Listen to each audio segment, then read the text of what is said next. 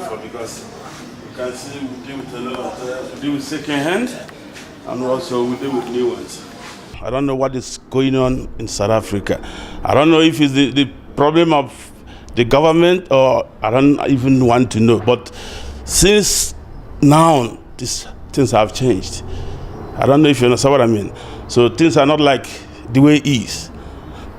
1997, 2000, 2005. Now things have changed. The economy is like, it's terrible.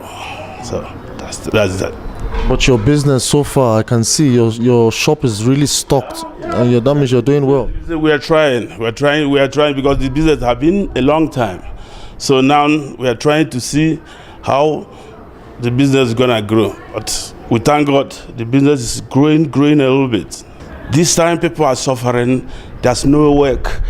I don't know if you don't have anything doing. You know, in South Africa you cannot get a very good job to do because you don't give job to a foreigner. Things are not working out, like, especially for we foreigners, you know, it's like hectic, you know. We're not trying to survive, but it's very bad. Basically, the rent is killing us, and you find out that whatever we make during the months, we give it to the landlords, and can't save nothing.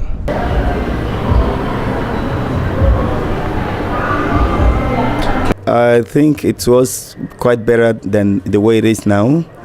Now the buying power is very low. A lot of people just priced, things, and they couldn't pay, and some will just they will be owing because now a lot of credits here and there. We could have things that we normally sell within 2-3 days go for 2-3 months. The economic is actually very bad now, and there are a lot of costs now because cost is just going on, like renting and electricity, just going on. And secondly, to get a visa to operate a small scale business here, it's quite, very hard, like a business permit. So we are trying, and the FEL, which is the government stipulated amount to set up a small scale business, is actually very, very discouraging.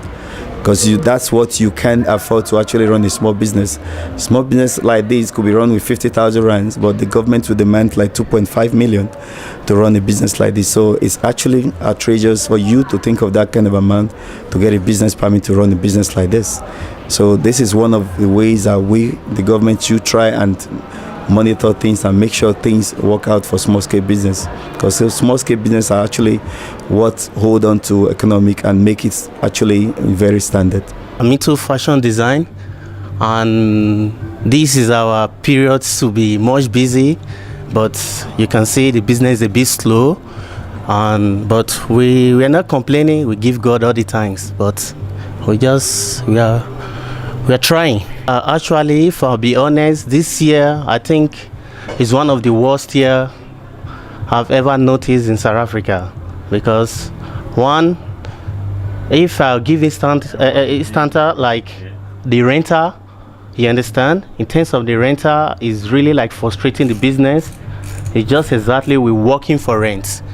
Minus that is all I can say. It's like the worstest year I've ever did business here in South Africa. I'm really happy to the government of South Africa if they can work into the rent, you understand, because we pay in terms of business here, it's like everything is getting higher every month, you understand. If they can be able to assist us on that, like we should have specific amount we'll be paying monthly, not like what you pay this month is different with what you are paying other month.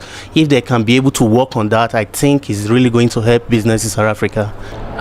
It used to be better. Initially when we started, everything was working fine and things was okay, but now not that much. A lot of things have I guess gone wrong, or probably the economy, the South Africa economy, with all the issues they have with the riots and everything, has affected our business as well.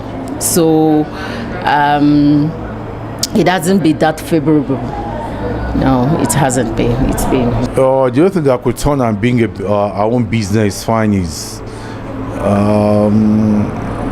probably, I mean, we have to increase our export here.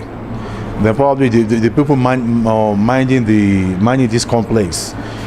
Before in those days, you can't see somebody selling the same thing in a complex, but now we have like 3 or 4 people in the same role.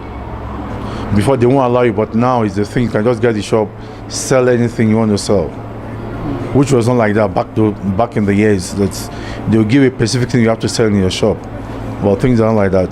The competition is good because it gives you that idea. It makes you think out of the box. You understand? But you see, the complexity of what is going on in South Africa, you know, has changed the economy, whereby you have people who used to be here who goes out because now they cannot regulate their papers, which is one. The xenophobia thing is there, the economy wise and everything is all, when you put that all together, it does affect your business as well. That is an aspect of it, you see. Then two, like in this kind of center, you know, when we started here, it was not very viable, but we took the chance. You understand? And then you go to business and you find out that there are people who don't even want to know what, you know, how you started or whatever. They just know you are doing the business. It must be very profitable, whatever. Let's go in it, you see. And then the management, they tend to say, okay, because they know that you are just building up this place, they tend to protect you. Now they don't do that anymore. They just, all they want is the money. You see, and then they add in more and more people and everything. So it kind of slow down your sales. It kind of affects your turnover and whatever. And then the issue of you, when you bring in your goods, you know, normally within a week, you get your goods sorted, you get everything. And now your goods can be there 3 months. And then you think of that 2-3 months, it's not your fault, but by the time you challenge them, they tell you they're doing their job and there's nothing you can do. Are we speaking about the quarantine? Not only the quarantine, the customs as well. They tell you the customs has to check, the quarantine has to check, the this has to check, you know, on all those bases. You see? And the special squad and what have you. And within those periods, you have goods there who stays there for so long.